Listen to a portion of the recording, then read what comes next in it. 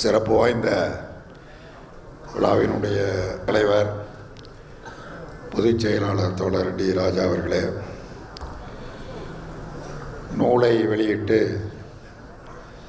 மிகச்சிறப்பான முறையில் உரையாற்றிய நம்முடைய மாண்புமிகு நிதித்துறை அமைச்சர் அண்ணன் தங்கம் தென்னரசு அவர்களே,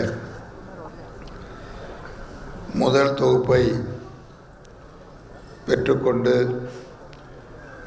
உரையாற்ற இருக்கக்கூடிய மரியாதைக்குரிய குன்றக்குடி அடிகளார் அவர்களே, இரண்டாம் பாகத்தை பெற்றுக்கொண்டு உரையாற்ற இருக்கிற மதிப்புமிகு கவி பேரரசு அவர்களே, வரவேற்புரையாற்றிய தோழர் தா ஸ்டாலின் குணசேகரன் அவர்களே, வாழ்த்துரை வழங்கிய தோழர் சண்முகம் அவர்களே, நன்றி உரையாற்ற இருக்கிற தோழர் சந்தானம் அவர்களே, மேடையிலே விட்டிருக்கிற தோழர் அன்பு அவர்களே, அழைப்பை ஏற்று வருகின்றிருக்கக்கூடிய அனைத்து தோழமை அமைப்புகளை சார்ந்த தலைவர்களே, நேரங்கருதி நான் யார் பேரையும் தனித்தனியாக சொல்ல விரும்பவில்லை. அதே போன்று பேராசிரியர்கள், வழக்கறிஞர்கள், மாணவர்கள், இளைஞர்கள், எழுத்தாளர்கள் என்று இங்கே பலரும் வந்திருக்கிறார்கள். அவர்களுக்கும் அதே போல ஊடக நண்பர்களுக்கும் எனது அன்பான வணக்கத்தை தெரிவித்துக் கொள்வதோடு, நம்முடைய அமைச்சர் அவர்கள் இங்கே குறிப்பிடுகிற பொழுது நான் பார்க்கிறேன், இந்த அரங்கம் முழுவதும் சிவப்பு துண்டு அணிந்த தோழர்கள் நிரம்ப இருக்கிறார்கள் என்று இங்கே பெருமிதமாக குறிப்பிட்டார்கள். எனக்கு கூட கொஞ்சம் பயமாக தான் இருந்தது. ஜூலை மாதம் 7ஆம் தேதிக்கும் பிறகு கம்யூனிஸ்ட் கட்சி காணாமல் தான் போயிட்டுதோ அப்படின்னு. அது காணாமல் போகாது, எவனாலையும் காணாமலும் அடிக்க முடியாது.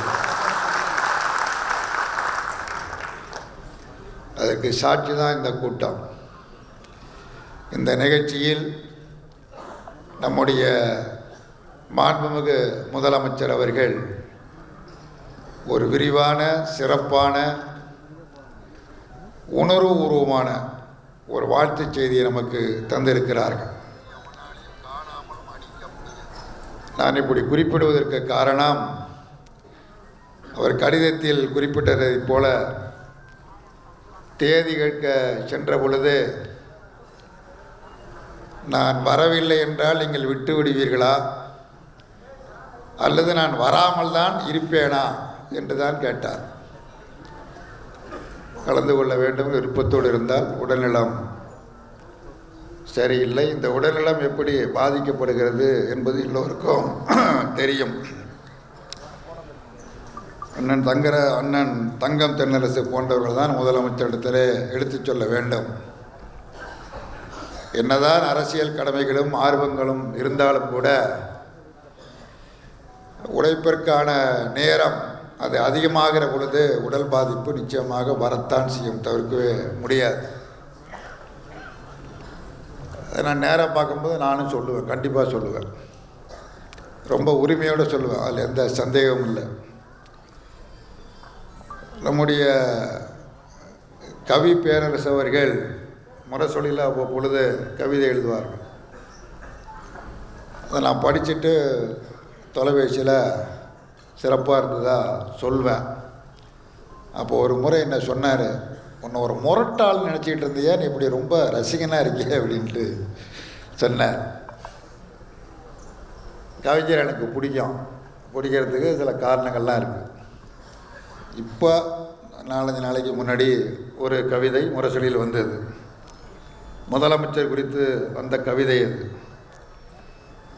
இனி அவர் கரும்பில் சாறு எடுப்பது போல் உழைக்காமல்,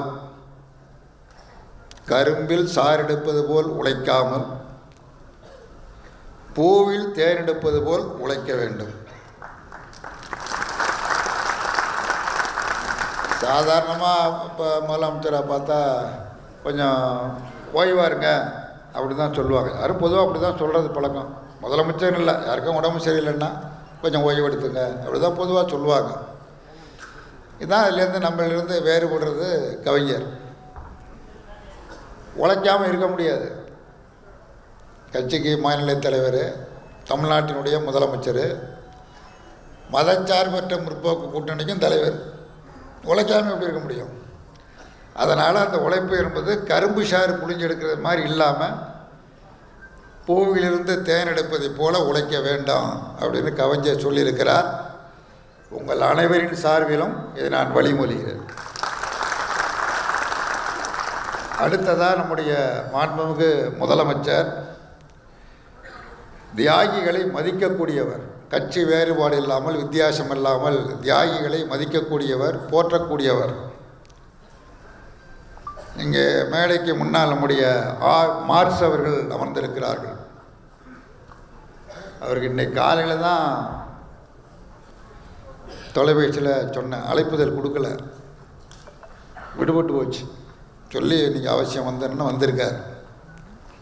அவர்தான் முதலாக சென்னையில் கார்ல் மார்க்ஸ் அவர்களுக்கு சிலை வைக்க வேண்டும் என்று முதலமைச்சருக்கு கடிதம் எழுதி கொடுத்து விட்டு அந்த கடிதத்தின் நகலை மார்க்சிஸ்ட் கட்சிக்கும் இந்திய கம்யூனிஸ்ட் கட்சிக்கும் கொடுத்தார். நான் கொடுத்துருக்குறோம், ஆனால் நாங்கள் கொடுத்தாலும் நீங்கள் சொன்னதான் கேட்பாங்க, முதலமைச்சர் நீங்கள் சொல்லுங்கள், வலியுறுத்தி சொல்லுங்கன்னு சொன்னாங்க. நாங்களும் வலியுறுத்தி சொன்னோம். சட்டமன்றத்தில் அறிவித்து கார்ல் மார்க்ஸுக்கு தலைநகர் சென்னையில் சிலை வைக்கப்படும் என்று முதலமைச்சர் அறிவித்தார். மாண்புமிகு முதலமைச்சர் அவர்களுக்கு இந்த நேரத்தில் நான் நன்றி தெரிவித்துக் கொள்ள கடமைப்பட்டு இருக்கின்றேன். இது மட்டுமல்ல, சென்ற 2022ஆம் ஆண்டு திருப்பூரில் மாநில மாநாடு நடைபெற்றது. அப்பொழுது அழைப்பு கொடுப்பதற்காக சென்றோம். இந்த மாநாட்டிற்கு அழைப்புதல் கொடுப்பதற்காக சென்றோம். சென்ற பொழுது சொன்னோம், இது மாதிரி சிராவையில் ஜீவா ஒரு ஆசிரமம் நடத்தினார், காந்தி ஆசிரமம்.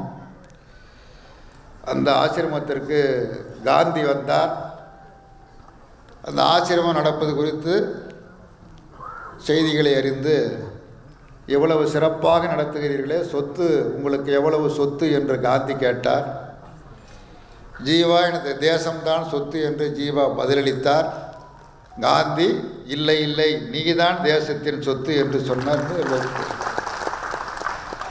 இதை முதலமைச்சர்கிட்ட சொல்லி, ஆகவே சிராவையில் காந்தி ஜீவா அந்த சந்திப்பு நினைவாக மண்டபம் கட்ட வேண்டும், ஒரு பிரம்மாண்டமான மண்டபம் கட்ட வேண்டும் என்று கோரிக்கை வைத்தோம். அழைப்புதல் கொடுக்குற பொழுது ஒரு செய்தியாக ஒரு கடிதம் கொடுத்து செய்தியாக சொன்னோம். அப்படி சொல்கிற பொழுது சேர்த்து சொன்னது, உங்கள் பெரியப்பாவுக்கு நான் மண்டபம் கட்ட சொல்கிறேன்னு சொல்லி சொன்னோம். அது என்ன பெரியப்பா அப்படின்னா, கலைஞர் அவர்கள் நேரடியாக சொன்னது. வீட்டுக்கு போயிருந்த பொழுது, ஆரன்கே தாப்பாரோடு போயிருந்த பொழுது சொன்னது, நான் மூவரை மட்டும்தான் அண்ணன் என்று அழைப்பேன். ஒருவர் அறிஞர் அண்ணா, மற்றொருவர் பட்டுக்கோட்டை கல்யாண சுந்தரம், மற்றொருவர் ஜீவா. இந்த மூவரைத்தான் நான் அண்ணன் என்று அழைப்பேன் என்று சொன்னார். அதனால தான் உங்களுக்கு பெரியப்பா அவர் ஜீவா, அதனால் நீங்கள் அந்த மண்டபத்தை கட்ட வேண்டும் அப்படின்னு சொல்லி சொன்னோம். சரி நான் சொல்கிறேன்னு சொன்னார். மாநாட்டில் நேரடியாக கலந்து கொள்ளவில்லை என்று சொன்னாலும் காணொளி காட்சி வாயிலாக உரையாற்றுகிற பொழுது இந்த கோரிக்கை ஏற்று ஜீவா காந்தி சந்திப்பு மண்டபம் கட்டப்படும் என்று அறிவித்தது மட்டுமல்ல, சிராவையில் பிரம்மாண்டமான கட்டடம் கட்டி அநேகமாக அது நிறைவு பெறுகிற தருவாயில் இருக்கிறது. அந்த கட்டடப் பணி நடந்து கொண்டு இருக்கிற பொழுது அங்கே குணசேகரன் சாத்திய அவங்க இடத்துல கேட்டேன், என்ன நடந்துட்டுன்னா, சிலை சம்பந்தமாக இதில் அந்த எஸ்டிமேட்டில் இல்லை என்று சொல்கிறார், ஆட்சித்தலைவர் சொல்கிறாங்கன்னு சொல்லி சொன்னாங்க. சரிட்டு அப்புறம் திரும்ப முதலமைச்சரிடத்தில் அது நினைவுபடுத்தணும் இப்படி சொல்கிறாங்களாமே, அதையும் சிலையும் இருந்தால் தான் அது நல்லா இருக்கும் அப்படின்னு உடனடியாக அதிகாரிகளை அழைத்து சிலையும் சேர்த்து செய்யுங்க என்று சொல்லியிருக்கிறார்கள். அந்த விழா நடைபெறுகிற பொழுது நான் முதலமைச்சர்கிட்டே கேட்பேன், காணொளி காட்சி வழியாக திறந்து வைக்கக்கூடாது, நீங்கள் நேரடியாக வந்து கலந்து கொண்டு திறந்து வைக்க வேண்டும் என்று கேட்பேன். அவ்வாறு திறந்து வைக்கப்படுகிற பொழுது நீங்கள் எல்லோரும் பல்லாயிரக்கணக்கில் திரண்டு வர வேண்டும் என்றும் இந்த சந்தர்ப்பத்தின் வாயிலாக கேட்டுக்கொள்கிறேன். அதே போல் நம்முடைய கவிஞர் நம்ம கவி பேரரசு அவர்கள் மார்க்சினுடைய நூற்றாண்டு விழாவை ஒட்டி ஒரு சிறப்பான கவிதையை எழுதினார். அது இணையமாக எங்களுடைய கட்சியினுடைய மாவட்ட அலுவலகத்தில் பல இடங்களில் அந்த கவிதை மிக சிறப்பாக அழகாக அதை அச்சிட்டு தொங்க விட்டிருக்கிறார்கள். அது ஒரு பெரிய நீண்ட கவிதை. அந்த கவிதையில் ரெண்டு வரி மட்டும் சொல்கிறேன். அதாவது கம்யூனிஸ்ட் கட்சி அழிஞ்சு போயிடும், அது இருக்காது, முகவரி இல்லைன்னா அப்படிலாம் பேசிகிட்டு இருக்காங்களே சில அது என்னன்னு சொல்கிறது, அதை சில அவ்வளவுதான், அதுக்கு மேலே சொல்கிறதுக்கு விரும்பலை. கவிஞர் சொல்கிறார், மின்சாரம் இல்லாமல் மார்க்ஸ் இல்லாமல் உலகம் இல்லைங்கிறார். கவிஞர் ஒன்றும் கம்யூனிஸ்ட் கட்சி இல்லை, கலைஞருக்காக உயிரையே கொடுக்குறவர் அவர் தான் அவர் கவி பேரரசுன்னு பட்டத்தையும் கொடுத்தார். கம்யூனிஸ்ட் கட்சி இல்லை.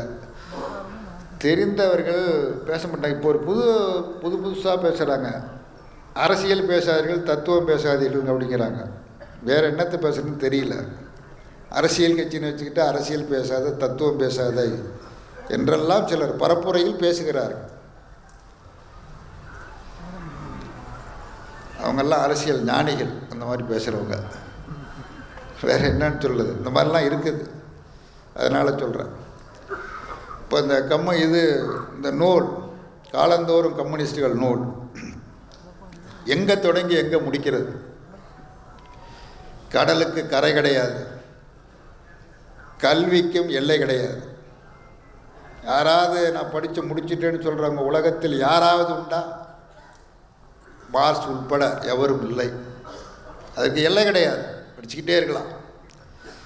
கடலுக்கு இதுதான், இதிலேருந்து இது வரைக்கும் கரை அப்படின்னு கரை போட முடியாது, கரை கிடையாது. இக்கரை அக்கறை என்று கிடையாது. கம்யூனிஸ்டுடைய தியாகத்திற்கும் எல்லை கிடையாது, அளவு கிடையாது. எங்கே தொடங்கி எங்கே முடிக்கிறது? 2 பாகம் வந்திருக்குது. அதில் 100 பேரை பற்றி தான் வந்திருக்குது. தியாகிகள் தலைவர்கள் இன்னும் சேர்ந்து வந்திருக்குது. தோழர் சண்முகம் மிகச்சிறப்பாக குறிப்பிட்டதைப் போல எந்த வேறுபாடும் இல்லாமல் கம்யூனிஸ்ட் தலைவர்கள், கம்யூனிஸ்ட் கட்சியிலிருந்து பிரிந்து 64 மார்க்சிஸ்ட் கட்சி, 64 வரைக்கும் அவர்கள் இந்திய கம்யூனிஸ்ட் கட்சி தான். அதுக்கு பிறகு மார்க்சிஸ்ட் கட்சி. அதே மாதிரி அதுக்கு பிறகு மார்க்சிஸ்ட் கட்சியிலேருந்து நக்சலைட் அப்படி பிரிஞ்சு போயிருக்கிறாங்க. இந்திய கம்யூனிஸ்ட் கட்சியிலேருந்து மரளி பிரிந்து போனார், தோழர் கல்யாணசுந்தரம் பிரிந்து போனார். அப்படி பல பிரச்சனைகள்லாம் உண்டு. ஆனால் அவருடைய தியாகம் இல்லை என்று ஒருபோதும் ஆகிவிடாது. அதை எவராலும் மறுக்க முடியாது. தியாகத்தை இல்லை என்று ஆக்கிவிட முடியாது. எங்கே தொடங்கி எங்கே முடிக்கிறது? சென்னை மாகாணத்தில் அமீர் ஹைதர்கான் அவர்தான் முதல் கிளையை உருவாக்குவதற்கு மிகப்பெரிய பங்களிப்பை செய்தவர். முதல் கிளை உருவாக்குவதற்கு அவர்தான் அடித்தளமாக காரணமாக இருந்தவர். அவர் தொடங்கி நம்முடைய முதலமைச்சர் கடிதத்தில் குறிப்பிட்டிருப்பதை போல கடைசியாக இந்த இதில் முடிகிறது தாப்பா, இந்த 100 பேரில் தாப்பா முடித்தவர். இதோட முடியாது, இன்னும் 100, 1000 என்று அது வந்து கொண்டே இருக்கும். அவ்வளோ பேர் இருக்கிறாங்க.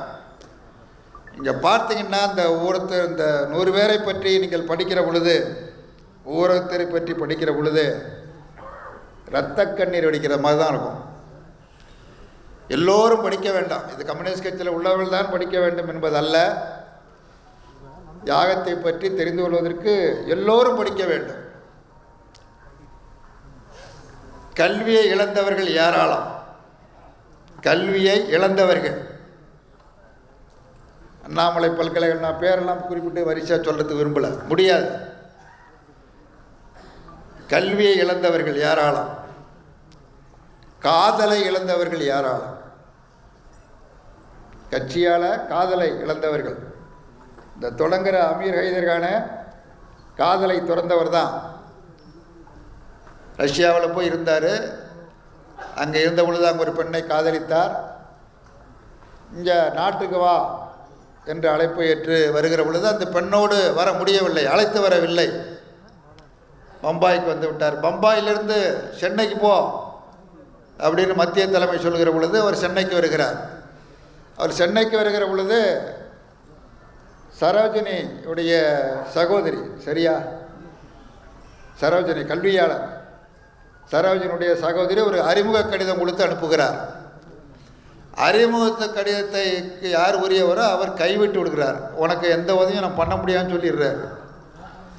எக்மோர் ஸ்டேஷனுக்கு ஏற்ற மாதிரி இருக்கிற ஒரு ஏதோ ஒரு கடையில் எப்படியோ தங்கிட்டு அங்கேருந்து ஒவ்வொரு துறையராக பார்த்து ஒரு குழுவை, ஒரு கட்சி அமைப்பதற்குள்ளே முயற்சி பண்ணார். அதில் தான் பாஷ்யமும் வருகிறார். அவர் தான் பாண்டிச்சேரியிலேருந்து சுப்பையா வருவதற்கும் காரணமாக இருக்கிறார். அப்படி அது உண்டு. அங்கே அப்படி தொடங்குது. இப்படி பல பேர் உண்டு. காதலை இழந்தவர்கள் உண்டு, குடும்பத்தை இழந்தவர்கள் உண்டு.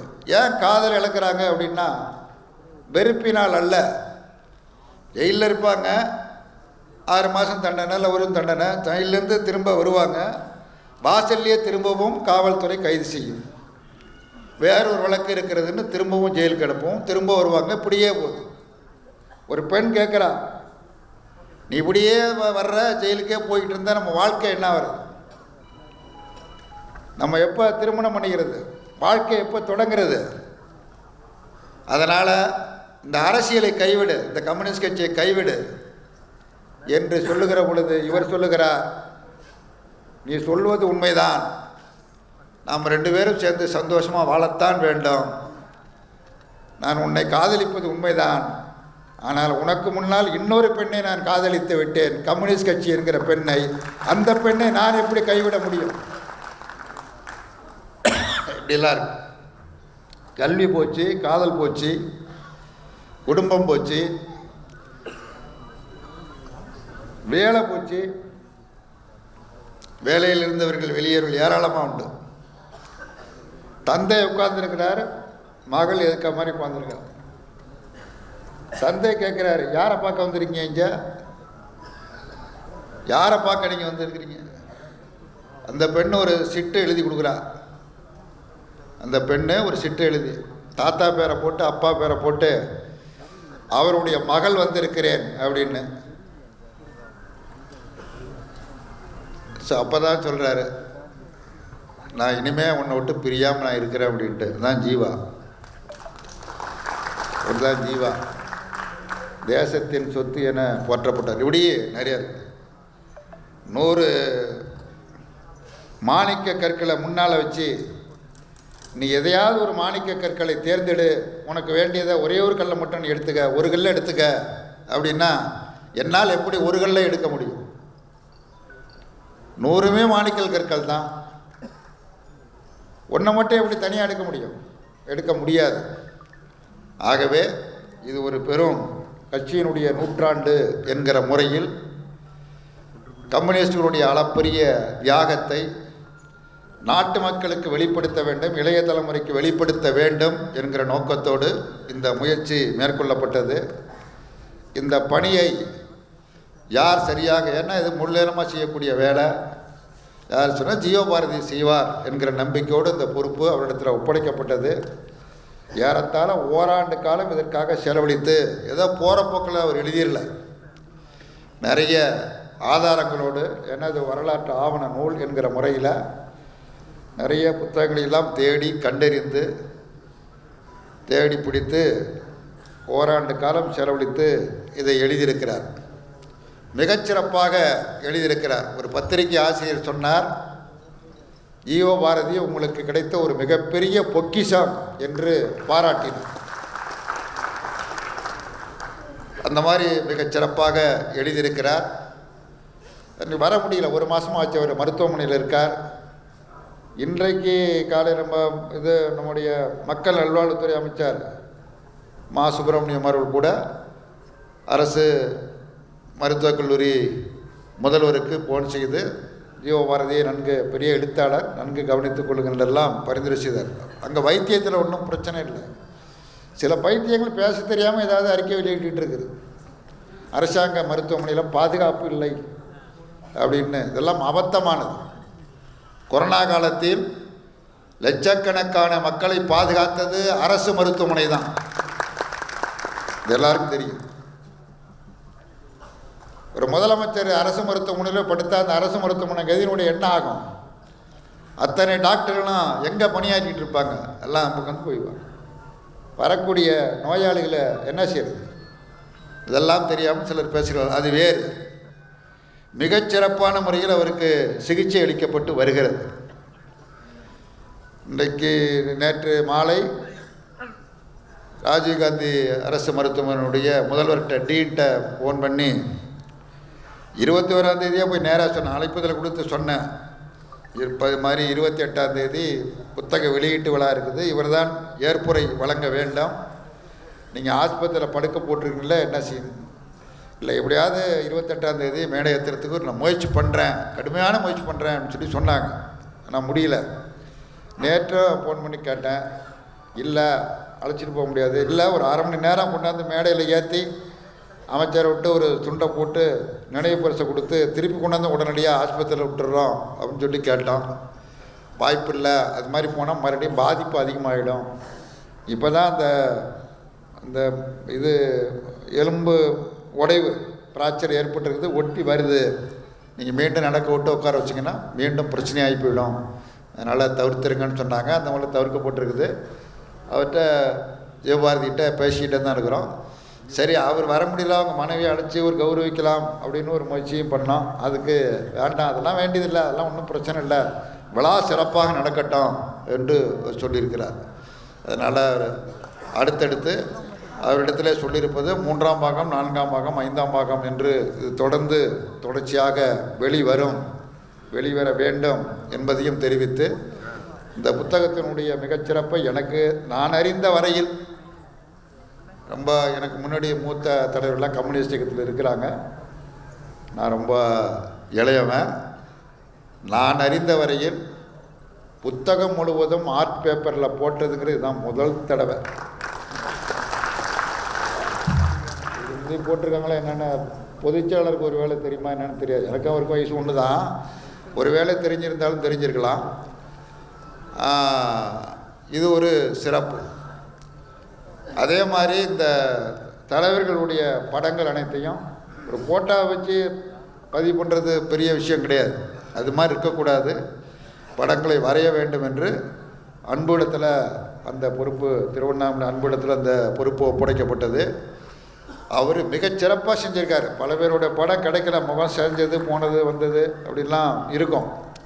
அதெல்லாம் சரி பண்ணி மிகச்சிறப்பான முறையில் வரைந்து ரொம்ப அற்புதமாக வந்திருக்கிறது மட்டுமல்ல, காலையில் வரவேற்புரை நம்முடைய தலைவர் ஸ்டாலின் மனசேரன் சொன்னது போல் இங்கே வச்சிருக்கிற பேனரு, வெளியில் வச்சுருக்கிற படங்கள், வளைவு எல்லாமும் பூரா நேற்று இரவு முழுவதும் கண் விழித்து மிகச்சிறப்பாக அந்த பணியை அன்பும் அன்போடு சேர்ந்த தோழர்கள் தான் சிறப்பாக செய்திருக்கிறார்கள். ஆகவே அன்பு அவர்களுக்கும் அதே போன்று கவிஞர் ஜீவபாரதி அவர்களுக்கும் பாராட்டுக்களை, வாழ்த்துக்களை தெரிவித்து கொண்டு, என்சிபிஹெச் தலைவருக்கும் மேலாண்மை இயக்குனருக்கும் சால்வை எரிச்சு நினைவு பரிசு கொடுத்ததுக்கு என்ன காரணம்னா, அவங்களுக்கு போட வேண்டியதில்லை. ஏன்னா அவங்க தான் நிகழ்ச்சி நடத்துகிறாங்க. அவங்களே போட்டுக்கிற பழக்கம் இல்லை. ஆனால் அது போடணும் அப்படின்ற சொல்லி வற்புறுத்தி அதை நான் போடுறேன்னு சொல்லி சொன்னது. என்ன காரணம்னா, அண்மை காலமாக என்சிபிஹெச் நிறுவனம் மிகச்சிறப்பான புத்தகங்களை தொடர்ந்து வெளியிட்டு வருகிறது. மாமேதை லெலின் தேர்வு நூல்கள் மிகச்சிறப்பான முறையில் தயாரித்து வெளியிட்டது. அதைத் தொடர்ந்து கவிஞர் தமிழொலியுடைய 6 நூல்கள் தொகுப்புகளை வெளியிட்டது. தமிழக அரசோடு இணைந்து அம்பேத்கர் நூல்களை வெளியிட்டது. இப்பொழுது காலந்தோறும் கம்யூனிஸ்டுகள் நூலை மிகச்சிறப்பான முறையில், அற்புதமான முறையில் வெளியிட்டது மட்டுமல்ல, 1000 புத்தகம்தான் அச்சடித்தார்கள், 1000ம் விற்பனையாகிவிட்டது. தான் இருக்கிற ரொம்ப முக்கியமான ஒரு நல்ல செய்தி. மேலும் மேலும் இதை அச்சடிக்கலாம். கவிஞர் வந்து யோசனை சொல்லியிருக்காப்புல, இது இந்த விலைக்கு போட்டது இதோட நிறுத்திங்க, அடுத்ததாப்புல எல்லாருக்கும் கிடைக்கிற மாதிரி மலிவு விலையில் போடுங்க என்று ஆலோசனை வழங்கியிருக்கிறார்கள். அதையும் என்சிபிஹெச் நிறுவனம் பரிசீலிக்க வேண்டும் என்று கவிஞர் சார்பாக நான் என்சிபிஹெச் நிறுவனத்தை கேட்டுக்கொண்டு நிகழ்ச்சியில் பங்கேற்ற உங்கள் அத்தனை பேருக்கும் மனமுவந்த பாராட்டுக்கள், நன்றிகள். அதே மாதிரி அமைச்சர் மதிப்பிற்குரிய அடிகளார் அவர்களை பற்றி நான் ஒன்றும் சொல்லலை. குன்றக்குடி மடத்திற்கும் கம்யூனிஸ்ட் கட்சிக்குமான உறவு பிரிக்க முடியாத உறவு. கம்யூனிஸ்ட் கட்சி நடத்துகிற மாநாடுகள், கூட்டங்கள், தமிழ்நாடு கலை இலக்கிய பெருமன் நடத்திய அனைத்து மாநாடுகள் அனைத்திலும் நம்முடைய முந்தைய அடிகளார் அவர்கள் மிகச்சிறப்பான பங்களிப்பை செலுத்துவார்கள். காவி உடை தரித்த கம்யூனிஸ்ட் என்று அடிகளார் அவர்களை நாங்கள் பாராட்டுவோம். அதே வரிசையில் நம்முடைய என்சிபிஹெச்சினுடைய தலைவர் ஸ்டாலின் குணசேகரன் குறிப்பிட்டதைப் போல அவரை போன்றே இப்பொழுது நம்முடைய அடிகளார் அவர்களும் செயல்பட்டு கொண்டிருக்கிறார்கள். அவர்களது பணியும் சிறப்பும் செழுமையடைய வேண்டாம்.